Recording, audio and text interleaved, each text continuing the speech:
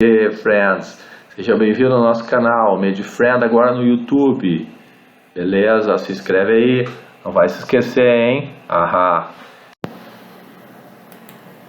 Aí, friends, vamos então estudar os tipos básicos de células. Aí, vamos botar uma canetinha aqui.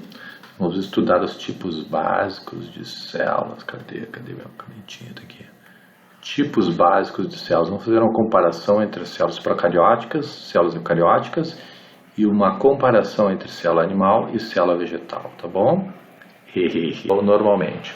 Vamos começar então com uma parte do histórico da citologia, né? O histórico da citologia então começa com o Robert Hooke, este senhor aqui com um microscópio muito primitivo, observou a cortiça, né? Cortiça, nós sabemos, é um tecido dos vegetais, conhecido como suber, né? O suber é um tecido vegetal e é feito de células mortas. Então, ele observou, na verdade, vários espacinhos, assim, pequenas celas, e ele chamou esses espacinhos aqui, então, de celas ou cells. Aí ficou o termo, pela primeira vez, foi citado o nome célula, foi ele que inventou, digamos assim, o nome célula. Esses dois cientistas aqui, o Matthias Schleiden e o Theodor Schwann, 1838 e 1839, eles propuseram a teoria celular. Depois de observar muitos seres, eles fizeram essa proposta, que todos os seres vivos seriam formados por células, né? Depois nós temos, em 1858 também, o Rudolf Virchow, que diz que toda célula vem sempre de uma outra célula. Ah, tá bem, ok. Então, nos tipos de células, nós temos células procarióticas e células eucarióticas. As células procarióticas são encontradas nas bactérias e nas arqueias, né? Arqueias é um grupo de seres que antigamente, há um tempo atrás, eram colocados dentro das bactérias. Atualmente estão separados das bactérias, tá bom? Então, também vou comentar isso no final da videoaula de hoje, vou comentar a diferença entre as bactérias e as arqueias. E as células eucarióticas são as encontradas nos animais, nas plantas, nos fungos, nos protistas. Então, tu tem que saber que os protistas são os protozoários. Olha só, fica fácil, ó. Protista começa com protista, protozoa, protista, né? E as algas, aqui tá o A das algas, aqui, tá vendo? Então, um jeitinho fácil que tu tem de lembrar quem são os protistas. Então, são os protozoários e as algas. Então, vamos então ao que interessa mesmo. Então, são os tipos básicos de célula. Esse aqui é um slide resumo muito bom. Se tu copiar esse slide e pegar o teu resuminho do teu caderno lá, tu vai tirar 10 na prova e quero ver quem me reprova, tá bom? Então vamos lá, células procarióticas e células eucarióticas. A palavra carion do grego quer dizer núcleo, né? Então provém de primitivo anterior, então núcleo primitivo anterior, eu quer dizer verdadeiro, núcleo verdadeiro, tá certo? Então as células procarióticas não têm carioteca. Carioteca é uma membrana que envolve o núcleo, não, carion, do grego é núcleo, teca é envoltório, então não tem carioteca. E as células eucarióticas têm a carioteca, né, uma membraninha que envolve o núcleo. Então está ali a célula, né, tem a membrana, o citoplasma, e tem um núcleo definido por uma carioteca, por uma membrana, né? Na verdade ela é uma membrana dupla, depois a gente fala sobre isso. Quem tem células procarióticas são as bactérias, as cianobactérias, também chamadas de algas azuis, as cianobactérias, também são chamadas assim, e as arqueias, tá? Então, bactérias e cianobactérias estão dentro do mesmo grupo e as arqueias estão num grupo separado. Dentro das células eucarióticas nós vamos ter os protistas, os animais, os vegetais e os fungos. Aqui estão os protistas novamente, ó, protista, protozoa e as algas, ok? As células procarióticas, elas podem ter a parede celular, né? A maioria delas tem parede celular, mas tem algumas bactérias que não têm parede celular. Todos os seres vivos têm membrana plasmática e também têm ribossomos. Então, são duas estruturas encontradas nos dois tipos de células. Então, como membrana plasmática, tem ribossomos também, a célula eucariótica, mas a célula eucariótica tem muitas organelas membranosas, que nem eu falei no vídeo anterior, é o complexo de Golgi, retículo endoplasmático, liso e granular, lisossomos e outras organelas membranosas. Uma observação importante, que esse termo aqui, ó, procariotos são os seres que têm células procarióticas. Então, procariótica é a célula, procarioto é o ser, tá bem? O ser que tem células procarióticas. A mesma coisa que eucariotos aqui, ó. Eucariotos são seres que têm as células eucarióticas. Às vezes eu vejo alguma confusão nesse aspecto, então tem que ficar claro aqui para ti. A célula é eucariótica, o ser eucarioto, tá bem? Coloquei uma observação interessante aqui embaixo, é legal saber, tá, que o ribossomo é uma estrutura encontrada nos dois tipos de células. Então, tanto as células procarióticas como as células eucarióticas, elas têm ribossomos. Eu vou fazer uma observaçãozinha aqui, um parêntese, digamos assim. Então, eu vou falar um pouquinho do citoplasma dos seres vivos. Então, ele está composto de duas partes, o hialoplasma e o citoesqueleto, né? Hialoplasma é aquela substância gelatinosa, também chamada de citossol, né? Parece um gel de cabelo. E o citoesqueleto. O citoesqueleto é uma série de microfilamentos, de filamentos intermediários ou microtúbulos. São estruturas que tem dentro do citoplasma da célula, que está mostrando um microfilamento, como é que ele é, ó. Ele tem a espessura de aproximadamente 7 nanômetros, tá bom? Ele é bem pequenininho. E ele é feito de uma proteína chamada de actina. Os filamentos intermediários, eles variam o tamanho, né? O tamanho deles varia entre 8 a 12 nanômetros, e os microtúbulos são pequenos tubinhos que têm 25 nanômetros. São feitos todos de proteína. Esse aqui normalmente é feito de uma proteína queratina. Esse aqui é feito de uma proteína chamada de tubulina, né?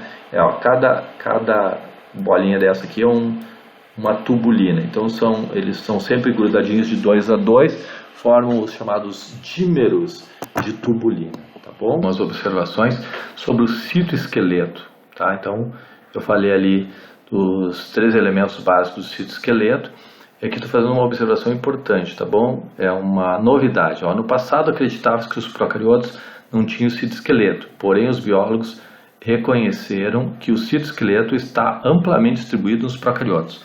Então, esses são as opiniões de 2 autores importantes, o Sadava, livro bem moderno 2020, o Campbell 2017, ok? Aqui nós temos um esquema básico, né, de uma célula procariótica de uma bactéria, né? Então aqui está mostrando as partes básicas da bactéria, começando de fora para dentro, que nós temos a parede celular, é feita de uma substância, tem presente nela uma substância chamada de peptídeo glicano. Depois nós temos a membrana plasmática, que nós temos os ribossomos, está ali o DNA dela ali dentro, DNA circular, normalmente circular, DNA das bactérias. Aqui nós temos o mesossomo, que é uma dobrinha da membrana plasmática, está vendo essa dobrinha aqui, ó? Essa dobrinha da membrana plasmática, chamada de mesossomo, é o local onde ocorre os processos de respiração celular da bactéria, né? Respiração celular. Mas por que não ocorre na mitocôndria? Porque ela não tem mitocôndria, né? Ah, mas eu queria que tivesse, professor. Mas ela não tem, querido. Tá bom? Ali o hialoplasma, o citoplasma ali, tá. Aqui nós temos uma cianobactéria, né? Tem estruturas parecidas, também a parede celular, a membrana plasmática. Aqui tem um nome interessante que aparece até nos livros modernos de hoje. Essa regiãozinha aqui onde fica o citoplasma, essa regiãozinha aqui, ele é chamada de nucleóide. Ele não tem membrana, mas é chamado de nucleóide, tá bom? Tem ribossomos também. Só que essa cianobactéria é uma bactéria que faz fotossíntese, né? Então aqui ela tem essas membranas cheias de clorofila A, são membranas fotossintéticas, né? Aqui cabe observar que a fotossíntese feita por essas bactérias é muito semelhante à fotossíntese realizada pelas plantas. Também quebram a molécula de água e liberam oxigênio. Aqui nós temos um esqueminha de uma outra bactéria, né? Está mostrando ali a parede celular, a membrana plasmática, o mesossomo, aquelas dobrinhas ali.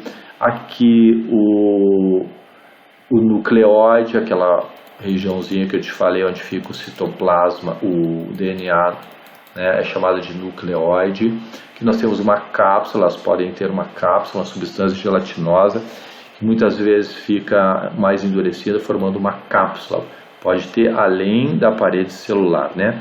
Ali está o citossol e aqui estão os ribossomos, né? Os ribossomos, quando estão grudadinhos assim um do ladinho do outro, eles estão trabalhando, são chamados de polirribossomos. Aqui eu trouxe para vocês um exemplo de uma doença causada por uma bactéria, né, chamada peste bubônica ou peste negra, causada por uma bactéria chamada Yersinia pestis, que é transmitida pela pulga que está dentro do rato, né? Ok, então ela causa essas manchas escuras na pele, por isso chamada de peste negra, né? Ok, vamos ao próximo slide. Temos minha assistente, vai falar alguma coisa aqui para vocês. Vamos ver o que ela tem para dizer.